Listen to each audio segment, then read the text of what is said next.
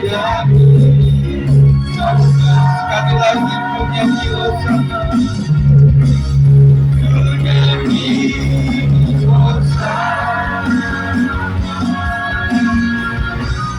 Bagi Raja yang turun di tanah, aku muliakan dan Tuhanku,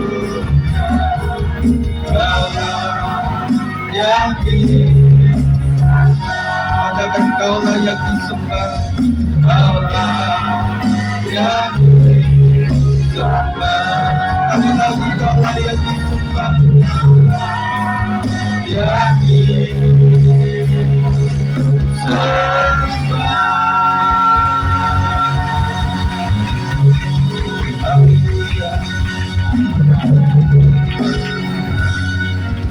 Terima kasih ya Tuhan Yesus. Di tempat ini hanya Engkau yang layak disembah Tuhan. Berikan ketenangan pada pikiran kami, hati kami, supaya kami bisa berdoa Tuhan.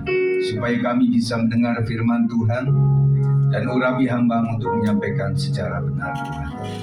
Segala sesuatu yang mengganggu dalam bentuk apapun dihancurkan di dalam nama Yesus.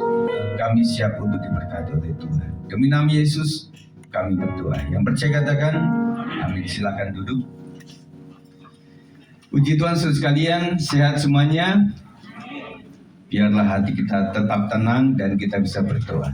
Amin. Puji Tuhan. Kita akan belajar tentang mengampuni diri sendiri. Pembacaan kita dalam Lukas 15 ayat 11 sampai 32 cukup panjang.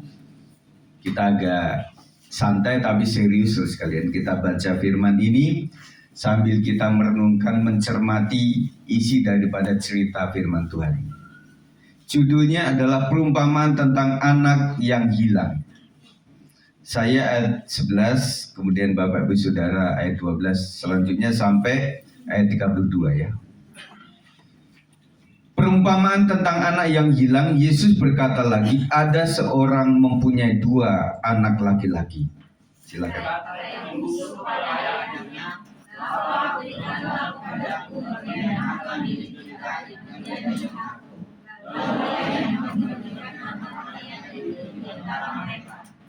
Beberapa hari kemudian anak bungsu itu menjual seluruh bagiannya itu, lalu pergi ke negeri yang jauh. Di sana ia memboroskan harta miliknya itu dengan hidup berfoya-foya.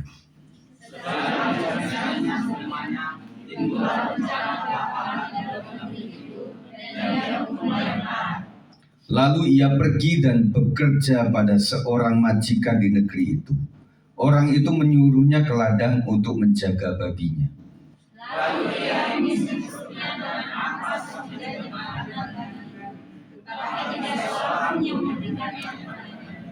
Lalu ia menyadari keadaannya, katanya, betapa banyaknya orang upahan Bapakku yang berlimpah-limpah makanannya, tetapi aku di sini mati kelaparan.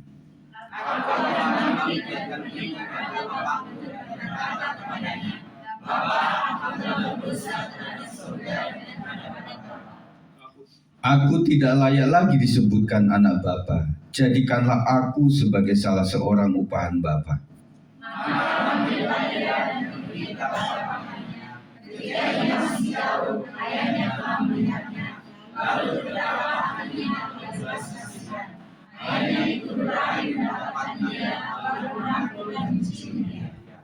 Kata anak itu kepadanya, Bapa, aku telah berdosa terhadap surga dan terhadap Bapa. Aku tidak layak lagi disebutkan anak Bapa.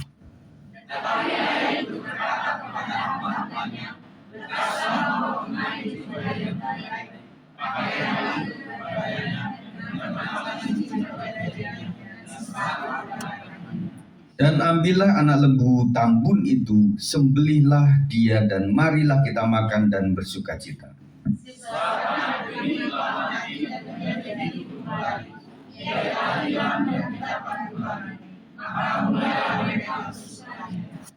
Tetapi anaknya yang sulung berada di ladang dan ketika ia pulang dan dekat ke rumah, ia mendengar bunyi seruling dan nyanyian tari-tarian.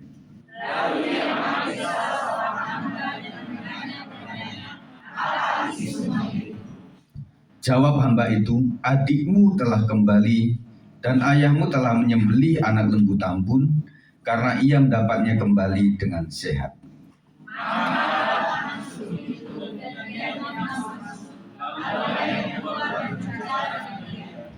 Tetapi ia menjawab ayahnya, katanya, telah bertahun-tahun aku melayani Bapa dan belum pernah aku melanggar perintah Bapa. Tetapi kepadaku belum pernah Bapa memberikan seekor anak kambing untuk bersukacita dengan sahabat-sahabatku.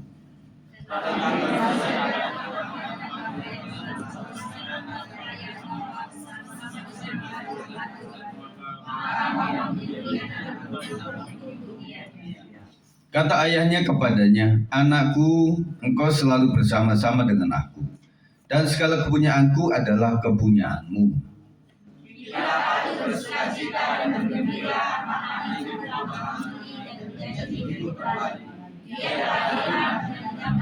Kembali, puji Tuhan. Cerita yang cukup panjang saudara sekalian, ini mewakili kita semua. Seorang bapak, anak sulung maupun anak bungsu. Tergantung kita ada di mana saudara sekalian. Betul ya? Tetapi dari sisi bapak, ini adalah bapak yang penuh kasih. Artinya bahwa kepada si anak yang hilang ini, kasihnya begitu meluap. Kemudian ketika dia kembali ke rumah, bahkan sebelum anaknya minta ampun, bapaknya sudah mengampuni. Begitu luar biasanya sampai memberikan pesta kepada anak yang hilang ini, yang sudah kembali. Nah, anak si sulung nggak terima itu. Akhirnya dia marah-marah kepada bapaknya, marah juga kepada saudaranya ini. Dan kata-katanya, saya kan sudah melakukan apa-apa tanpa celah di muka bapak, tetapi nggak pernah aku dipestai. Tetapi bapaknya bilang bahwa engkau sudah ada di rumah ini dan semua milik ini adalah milikmu. Di sini kita belajar sekalian bahwa setiap kita tidak boleh iri hati kepada satu dengan yang lainnya. Bapak mengasihi luar biasa. Mungkin kita di posisi seorang bapak yang saya pernah katakan kepada anak yang kurang baik, kadang orang tua itu lebih memperhatikan. Ya, terjadi seperti itu deh. Keluarga kami juga seperti itu. Jadi buat anak-anak yang baik itu juga merasa iri hati. Kenapa si mama itu, si papa itu sukanya kepada yang adik atau kakak yang notabene kurang baik menurut kita. Tetapi hati seorang bapak adalah mengatakan begini, kamu sudah baik nak, ini belum baik. Jadi aku lebih kepada touch kepada yang kurang baik. Supaya yang sudah baik ya sudah.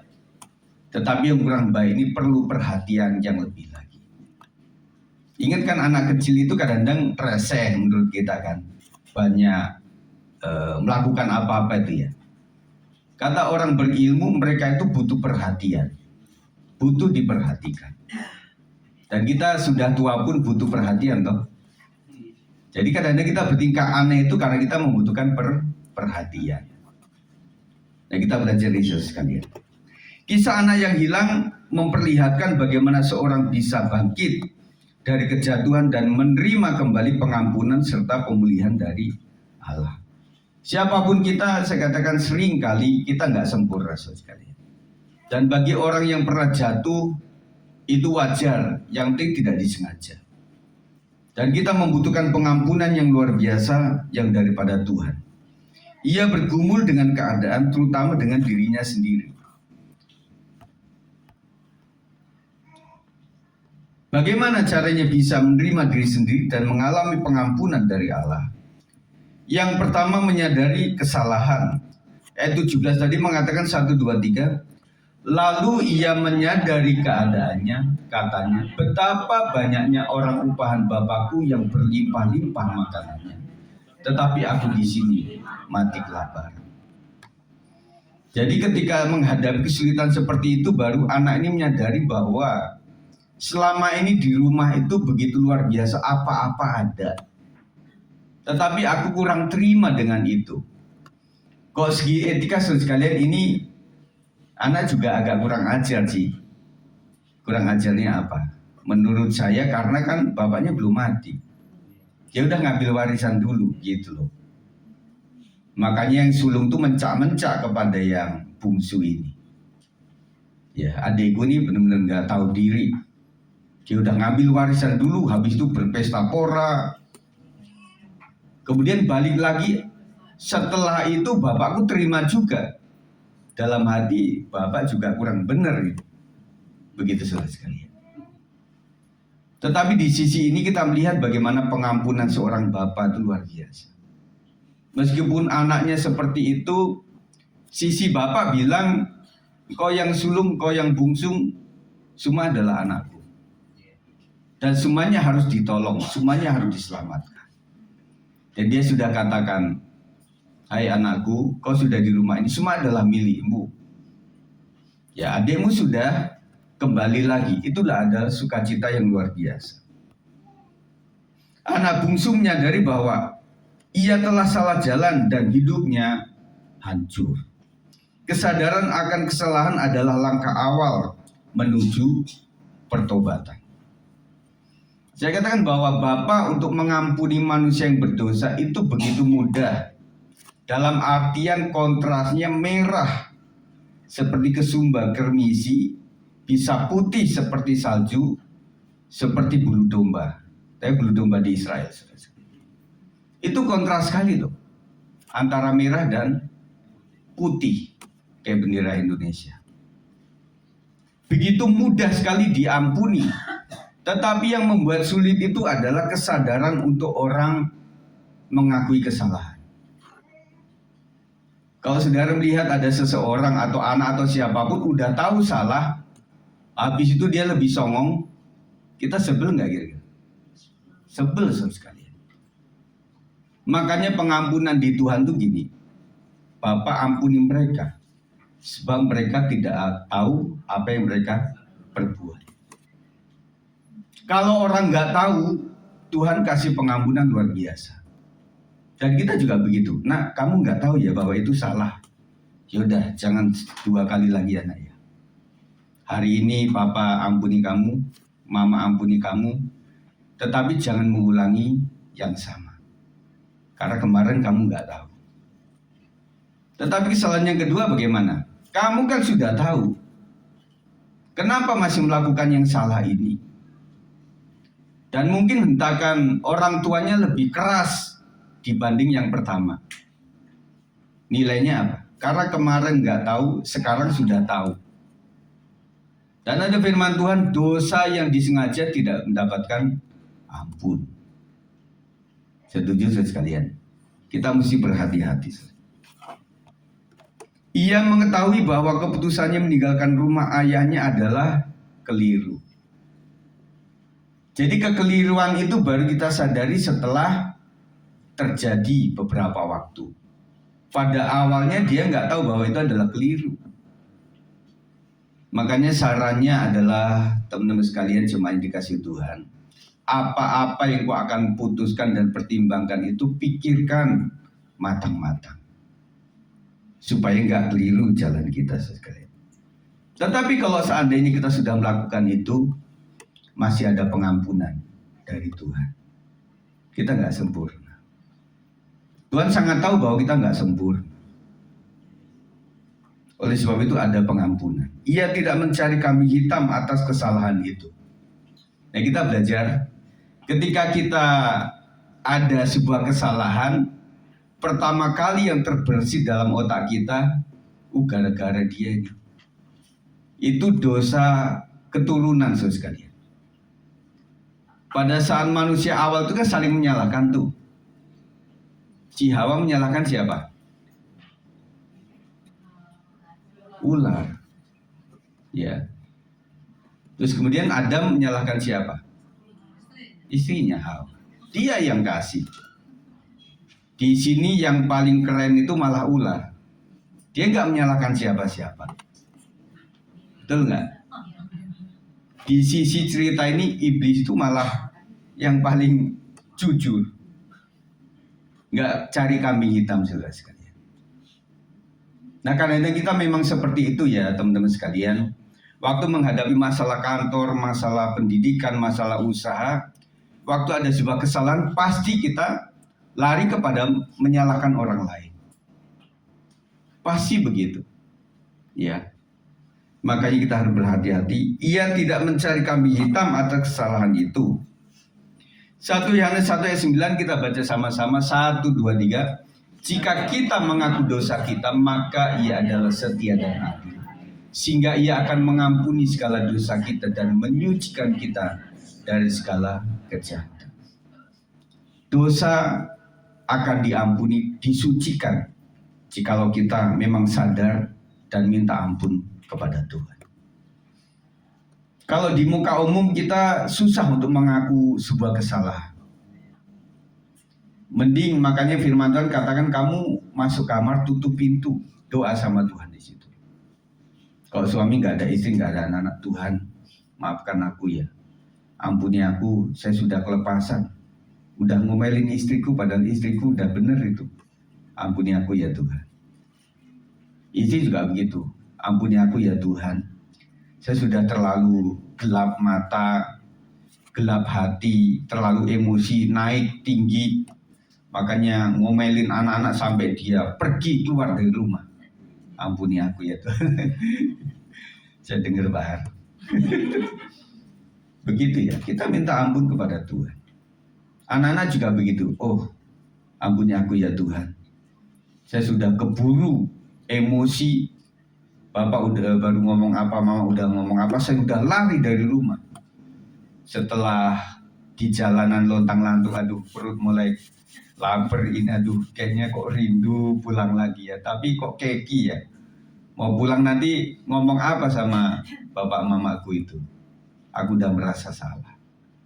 Akhirnya di jalan itu saudara mengaku dosa, Tuhan ampuni aku Tuhan, aku pengen pulang, Tuhan akan kendalikan mulut orang tuaku, wes begitu sekali, supaya dia nggak ngomel lagi. Akhirnya dia datang. Nah, waktu datang ke rumah apa yang terjadi? Ternyata bapak emaknya sudah mengampuni sejak awal. Saling salah menyalahkan. Kenapa sih kamu ngomelin anak begitu kenceng banget sampai tetangga dengar semuanya? Makanya anakmu lari tuh. Tapi sih bapak sih, wah nyala-nyalain gitu. Ya udah, janji ya waktu dia pulang nanti kita jangan ngomel-ngomel lagi. Oke, setuju, deal. Nah, waktu mulai ketok pintu, oh nak, ya sudah masuk. Ternyata Tuhan jamah. Gitu ya. Terus kalian, jadi kita itu sebenarnya mudah mengampuni kepada orang lain. Mudah kok, orang timur, orang Indonesia mudah untuk mengampuni orang lain. Yang membuat susah itu adalah orang itu udah tahu salah, tambah songong sekali. Itu yang buat kita tambah marah. Ya, ingat kan kejadian-kejadian di jalan itu ya. Bagaimana orang ngesen kiri, beloknya kanan. Benar nggak? Mama ya, bapak-bapak juga ada. Nah kebanyakan kalau misalnya ojek online atau Grab gitu ya, dia suka ngiri terus itu sejak awal. Nah baru kita tahu dia sedang cari alamat. Gang ini atau benar atau enggak? Gang ini atau salah gitu ya. Seperti itu. Tetapi kebanyakan kalau misalnya udah ngesen kiri kemudian belok kanan itu dan kemudian bukan ojol, orang biasa ya buat kita marah gitu loh. Makanya papa mertuaku motornya tuh seringnya bunyi. Tet tet tet tet tet kenceng lagi. Kadang-kadang keganggu juga ya. Ini apaan sih gitu loh. Kayak truk mundur itu loh. Tet tet tet gitu ya. Karena kita sering lupa ya. Kita sering lupa kalau coba pencet doang kemudian kedip-kedip di monitor itu kita nggak terlalu tanggapi gitu. Kita jalan aja begitu. Jika kita mengaku dosa kita, maka ia akan mengampuni segala kesalahan kita. Ia sadar bahwa dengan keputusannya sendiri, ia hidup di luar kehendak Bapa. Dia sadar banget si bungsu ini bahwa ini adalah keputusanku dan ini adalah kesalahanku. Jadi aku harus menanggung resiko ini sehingga hasilnya membawa tidak adanya kebahagiaan. Yang kedua, meninggalkan kesalahan. Lukas 15 ayat 18 sampai 19. 1, 2, 3, aku akan bangkit dan pergi kepada Bapakku dan berkata kepadanya, Bapa, aku telah berdosa terhadap surga dan terhadap Bapa. Aku tidak layak lagi disebutkan anak Bapa, jadikanlah aku sebagai salah seorang upahan Bapa. Karena kesalahan dia menyadari itu, makanya resikonya dia tanggung. Meskipun aku mungkin sudah menjadi anak yang durhaka, dan mungkin bapakku sudah menganggap aku sebagai yang bukan anak lagi, ya sudahlah. Supaya aku bisa makan, ya jadi upahan bapak sajalah. Jadi asisten begitu, saudara sekalian. Itu pikiran dia. Jadi orang yang menyadari kesalahan kadang-kadang tidak membutuhkan sesuatu yang harus kembali lagi kemuliaan dia, karena dia mengakui bahwa ini adalah kesalahanku. Ia tidak hanya menyesal, tapi bangkit dan memutuskan untuk kembali ke rumah ayahnya. Yang bisa menolong adalah ayahnya. Karena dia di situ, di perantauan itu tidak ada yang orang menolong. Dalam kisahnya sebuah drama, dikatakan pada saat dia masih kaya raya karena pegang warisan, akhirnya teman-teman dekatnya kan luar biasa tuh, melorotin dia sebenarnya. Dekat, kalau orang punya duit itu kan pada deket tuh, ditraktirin gitu ya. Setelah habis-habisan, anak-anak muda yang lain apakah peduli sama dia? Enggak. Dia tinggalkan. Sampai akhirnya dia membutuhkan makan dan hanya ada ampas babi yang dia makan. Dia berpikir bahwa ternyata di rumah orang tuaku tuh lebih indah dibanding di sini. Makanya dia pikir, ya udahlah saya memutuskan untuk jadi hambanya saja, nggak apa-apa. Menjadi orang upahan Bapak. Ia tidak berusaha untuk menyembunyikan pelanggaran yang dibuat, tetapi mengakui dosanya dengan jujur. Mazmur 34 ayat 19 mengatakan Tuhan itu dekat kepada orang-orang yang patah hati. Dan ia menyelamatkan orang-orang yang remuk jiwanya. Dalam terjemahan BMK, Tuhan dekat kepada orang yang berkecil hati.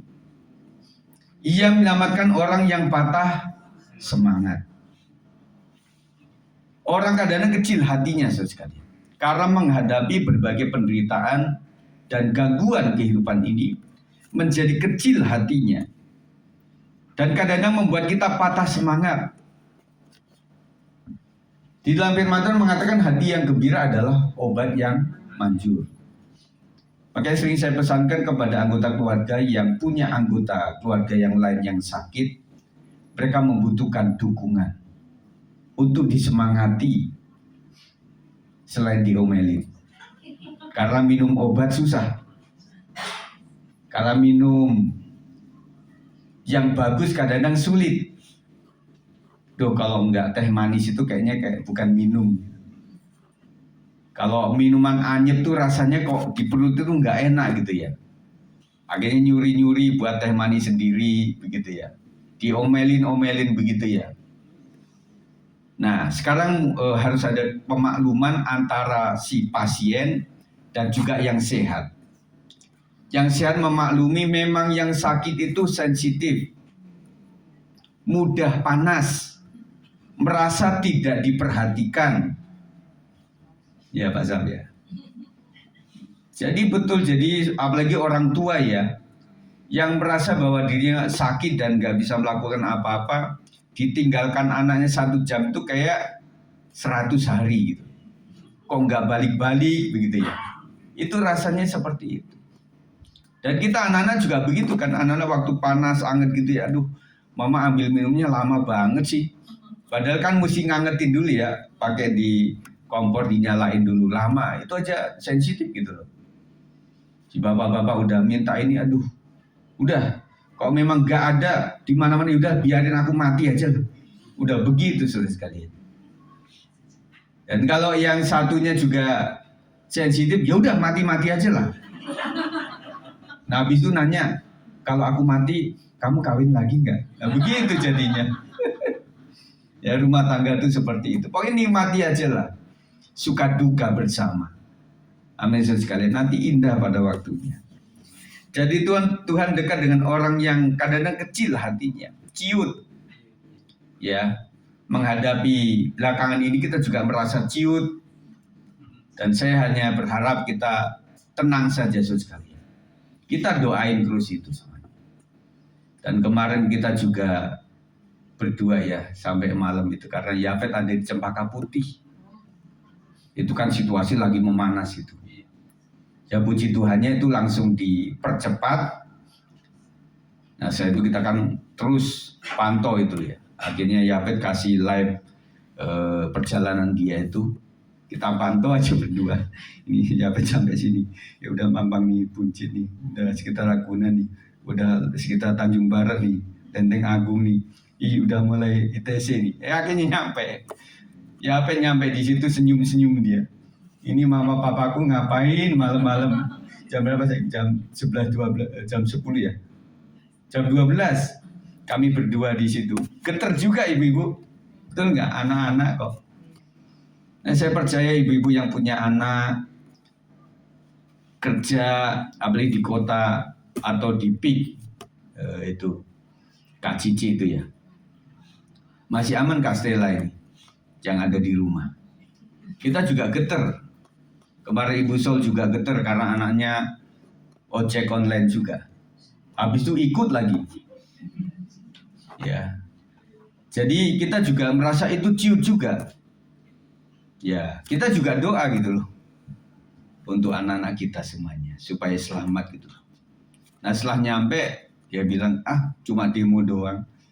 Ya, kamu bilang begitu, nak. Kita lihat terus itu di medsos. Ya, kita doakanlah. Nah, akhirnya saya bilang, ya ini banyak yang doain lah. Ya keluarga temannya sana, terus dengan papa mama juga doain. Kita juga doa gitu ya. Ya udah kita doain semuanya anak-anak kita supaya aman dalam perlindungan Tuhan. Setelah nyampe kita mikirin lagi nih. Ada 1 sampai 5 itu ada gerakan demo. Waduh. Ini anakku sudah mulai kuliah ini. Habis di Jakarta lagi. Kita berharap supaya dari rumah aja lah kayak zaman dulu tuh Zoom gitu ya. Gak tahu Pak Thomas apakah masih buka Pak sekolahan. Iya begitu aja. Saya setuju itu. Ya demi anak-anak kita lah. Kalau memang jauh di situ yang kerja-kerja juga WFH juga bagus juga. Kecuali Bu Gina yang aman tuh di Pondok Indah itu masih aman di perumahan ya. Nah untungnya beberapa hari ini memang masuknya kepada bukan yang lain-lain. Pokoknya gedung pemerintah sama kepolisian. Ya kita doakan supaya ini nggak meluas sekalian. Pokoknya kita tenang aja lah doa sama Tuhan. Dan juga saya rencanakan kemarin itu ngobrol sama istri saya. Apakah 5 hari itu kita akan buat doa khusus untuk Indonesia. Saya percaya sekalian Tuhan izinkan pasti ada maksudnya. Semuanya ditegur, semuanya diarahkan sesuatu yang baik. Ia datang dengan kerendahan hati, bahkan siap dengan konsekuensi jika seandainya harus menjadi hamba saja. Ini artinya ya udahlah, legowo lah, saya udah salah, ya udah jadi apapun, jadilah seperti itu. Akhirnya yang ketiga, mendapat pengampunan. Ayat 20, maka bangkitlah ia dan pergi kepada bapaknya. Ketika ia masih jauh, ayahnya telah melihatnya, lalu tergeraklah hatinya oleh belas kasihan. Ayahnya itu berlari mendapatkan dia, lalu merangkul dan mencium dia.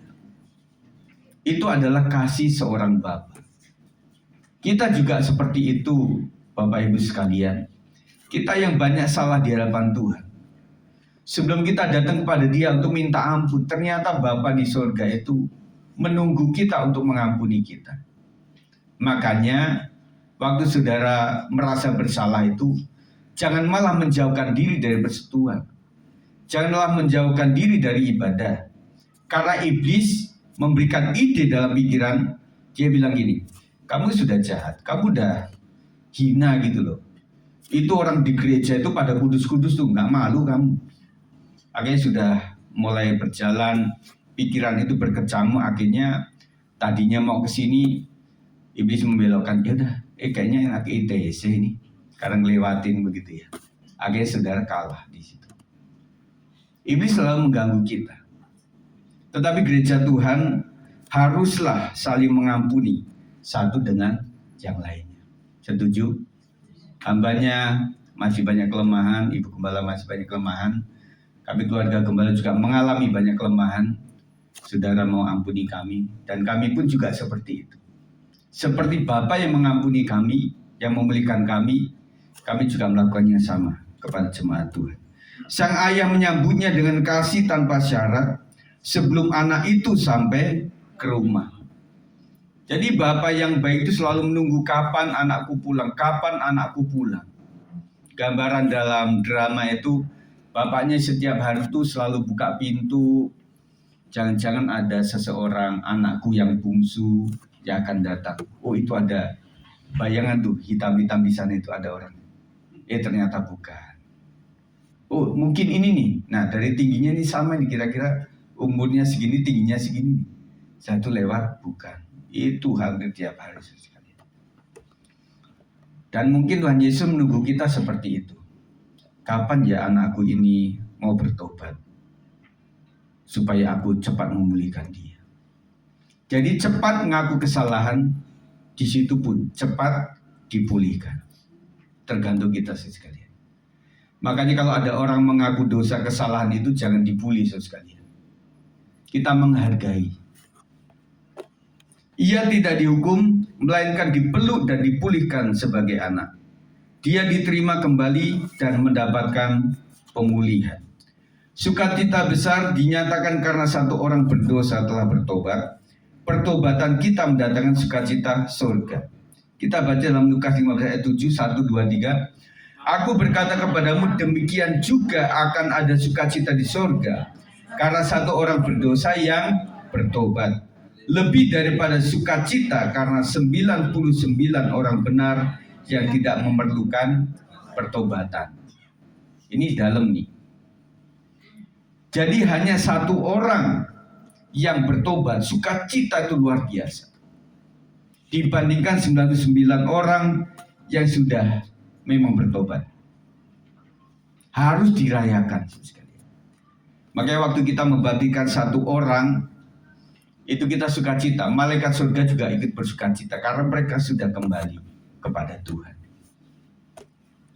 Mari para pemain musik silakan. Agar bisa diampuni, yang pertama adalah milikilah sikap yang mudah menyadari bahwa kita banyak kesalahan. Jangan buru-buru melihat kesalahan orang lain dulu. Lihatlah diri kita yang penuh kelemahan ini. Kita mohon ampun kepada Tuhan. Orang tua bilang kepada istrinya, "Ma, itu memang salah aku ya. Maafkan aku."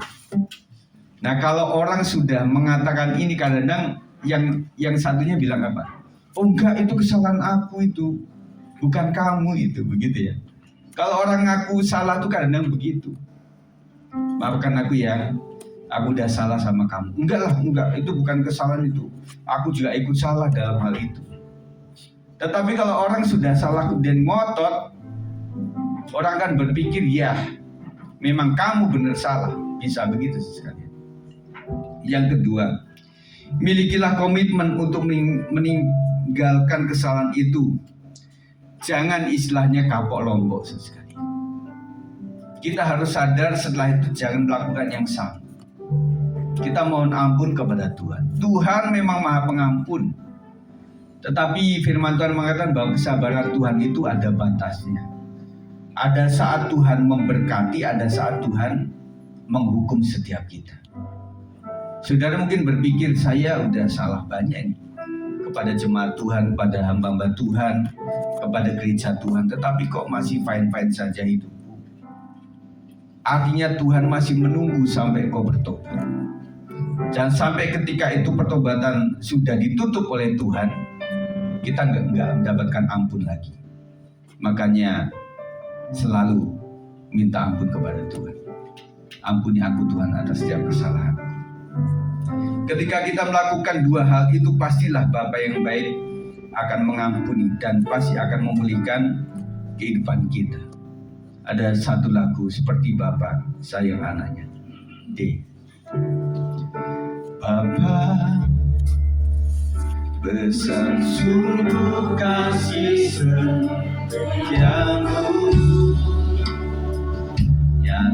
sungguh perlindunganku, tak satu kuasa mampu pisahkan aku dari kasih-Mu. Bapa, ajarku selalu hormati-Mu, ajarku turut menyembah-Mu, berikan ku hati untuk menyembah-Mu dan bersyukur sembah-Mu. Seperti Bapa sayang anaknya, demikianlah Engkau mengasihiku. Kau jadikan biji manggamu, Kau berikan semangat ada bagi Bapa sayang anaknya, demikianlah Kau menuntut langkahmu. Hari beban hingga Kau pergi, rancangan yang terbaik bagiku. Kita sadar bahwa Bapa begitu mengasihi setiap kita. Kita renungkan bagaimana kita pernah bersalah di hadapan Tuhan. Seperti kata pujian yang menjadi lagu favorit saya, berkali-kali kita bersalah di hadapan Tuhan, tetapi berkali-kali Tuhan menolong setiap kita. Amin, saudara sekalian. Itu bukan karena kemampuan kita, tetapi kasih Tuhan lebih besar daripada kesalahan kita. Mari sesaat ini kita minta ampun kepada Tuhan. Kita renungkan apapun yang salah di hadapan Tuhan. Salah kepada orang lain, salah kepada gereja Tuhan, salah kepada jemaat, salah kepada para hamba Tuhan. Kita mohon ampun kepada Tuhan. Berkali-kali Kau menolong, berkali-kali Kau buat dalam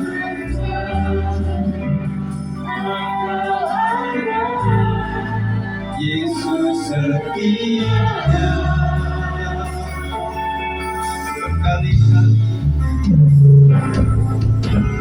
Berkali-kali Kau menolong,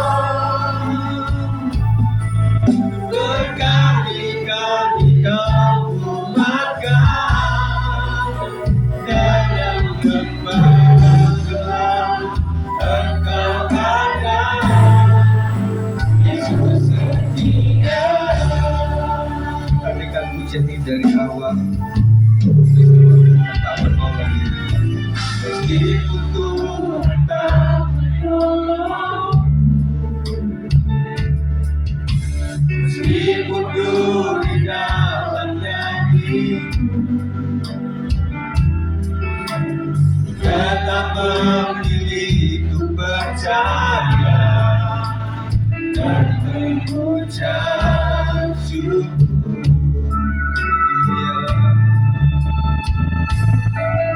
Meskipun doaku tak terjawab, haleluya.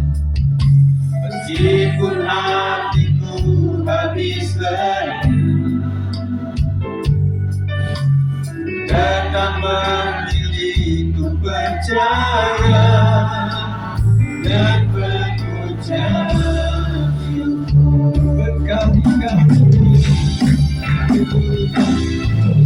Berkali-kali Kau menolong, berkali-kali Kau kuatkan dalam sakit. Engkau ada, Yesus setia. Haleluya.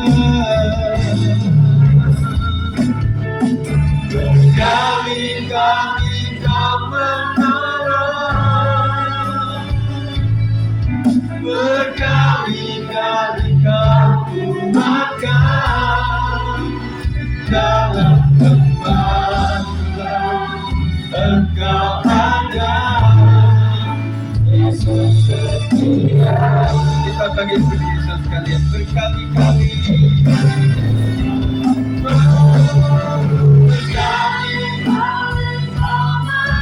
Terima kasih Tuhan Yesus. Ampunilah dosa dan kesalahan kami Tuhan.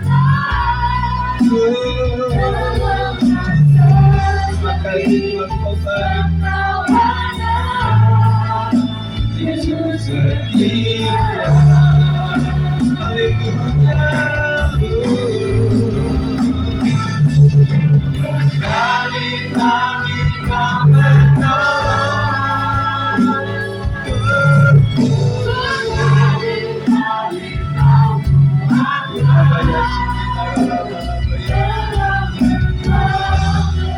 Terima kasih Tuhan Yesus setia. Mari ucapkan syukur kepada Tuhan.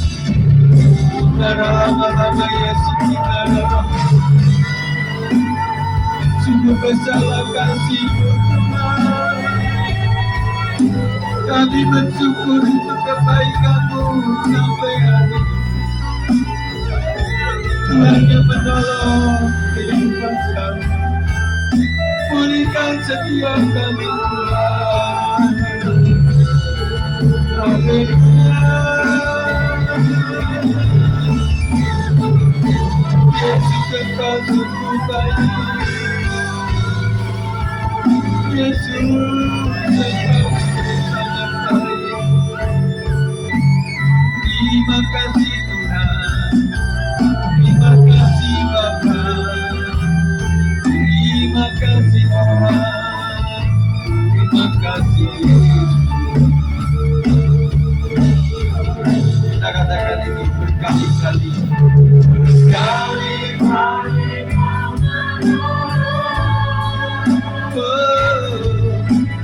Berkali-kali kau pulihkan dan kuatkan kami.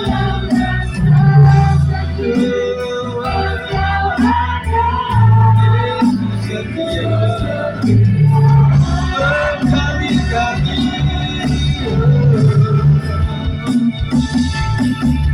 Berkali-kali kau menolong. Berkali-kali kau makan dalam tempat Engkau ada. Yesus setia. Nanti pada Bonima akan membawa doa berkali-kali.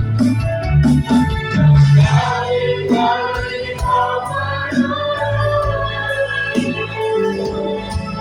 Berkali-kali kau kuatkan dalam kesalahan Engkau ada. Yesus setia.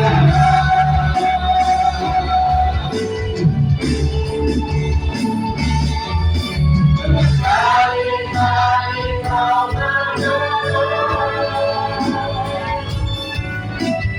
Berkali-kali kau kuatkan dalam kesalahan Engkau ada. Yesus setia. Betul Bapak Surgawi. Sebetulnya kami di depan-Mu tidak ada artinya Bapa. Kami adalah debu dan tanah Tuhan. Kami cacing di depan-Mu, penuh dengan noda, salah, dosa. Seringkali kami berucap, berpikir, bertindak tidak sesuai dan tidak seturut dengan kehendak firman-Mu. Seringkali kami jatuh dan tergeletak Tuhan. Seringkali kami lemah dan tidak berdaya karena sakit penyakit kami, karena ego kami, karena emosi kami Tuhan. Oh Bapa Surgawi, saat ini kami boleh datang menghadap hadirat-Mu Tuhan. Jamah kami Tuhan. Tuhan, pulihkan kami. Sucikan kami Bapa, baik mulut, lidah, perkataan, pikiran, apa saja Tuhan yang kami rencanakan, supaya kami boleh layak di hadapan-Mu. Tuhan, kami boleh datang seperti anak bungsu yang jauh Tuhan daripada Engkau, yang penuh dengan dosa Tuhan, tetapi dia mau kembali kepada Bapa di sorga. Itulah gambaran kami Tuhan yang tidak berdaya, manusia yang jatuh dalam dosa.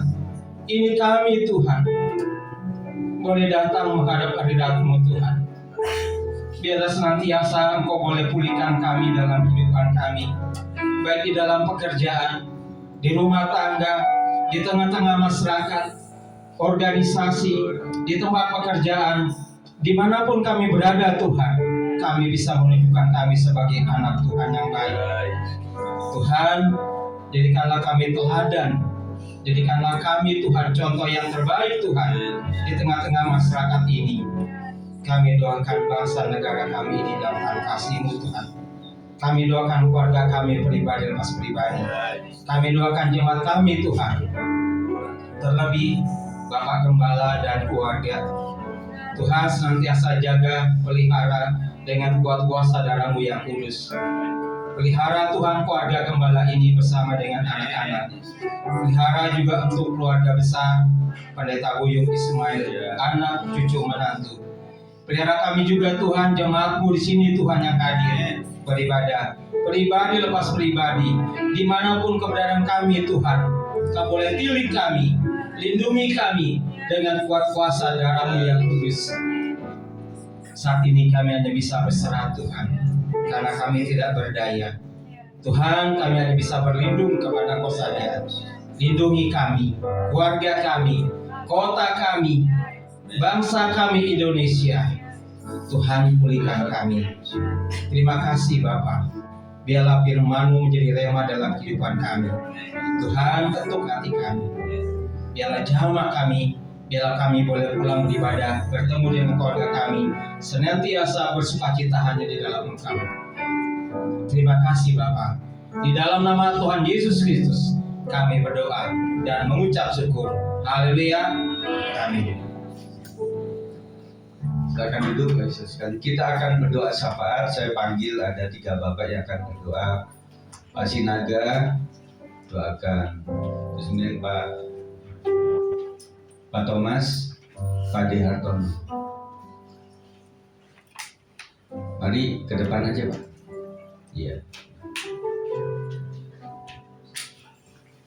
Pak Thomas mendoakan untuk Indonesia, kemudian Pak Sinaga mendoakan untuk Kota Depok. Pak De Hartono mendoakan untuk jemaat GBS di mana. Kita naikkan pujian ini. Syukur untuk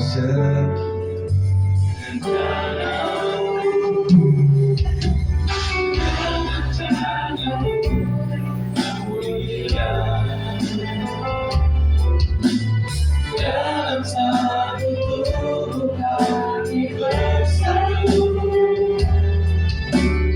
dari bukan kerajaanmu. Oh jangan berkat kasih Indonesia, lihat kemuliaan Tuhan mengajarkan.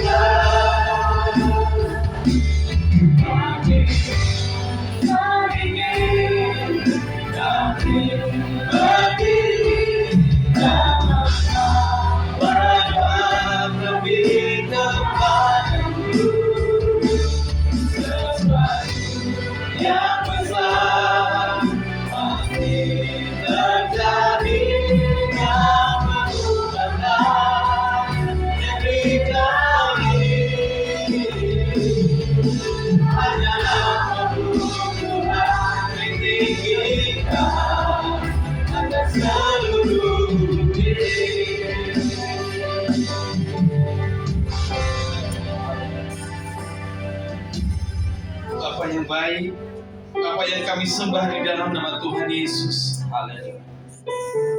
Pagi hari ini Tuhan kami datang di hadapan Tuhan.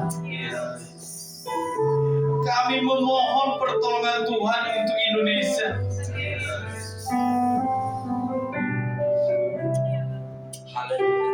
Satu minggu belakangan ini Tuhan, Engkau tahu apa yang terjadi di bangsa kami. Secara manusia Tuhan kami tidak mampu. Secara manusia ya Tuhan kami tidak sanggup melihat bangsa kami. Ada kejadian Tuhan, pembakaran di mana-mana Tuhan. Bahkan ada penjarahan yang terjadi Tuhan. Dari tempat ini Tuhan kami minta tolong kepada Tuhan. Engkau yang menjaga bangsa kami ya Tuhan. Lindungi bangsa kami ya Tuhan. Karena kami percaya bangsa dan negara ini adalah miliknya Tuhan. Engkau ketuk setiap pintu hati yang melaksanakan anarkis ya Tuhan. Biarlah senantiasa mereka melakukan aksi mereka dengan baik. Mereka menyampaikan saran dengan baik ya Tuhan. Sehingga demonstrasi yang mereka lakukan bisa berjalan dengan baik dan sesuai dengan kehendak-Mu ya Tuhan. Bapa, kami rindu bangsa ini menjadi bangsa miliknya Tuhan. Kami rindu kedamaian di bangsa ini Tuhan.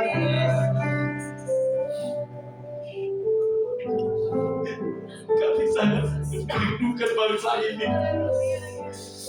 Maka informasi yang kami dapatkan Tuhan, tanggal 1 sampai tanggal 5 akan terjadi lagi demo. Tuhan, dari tempat ini kami memohon Tuhan.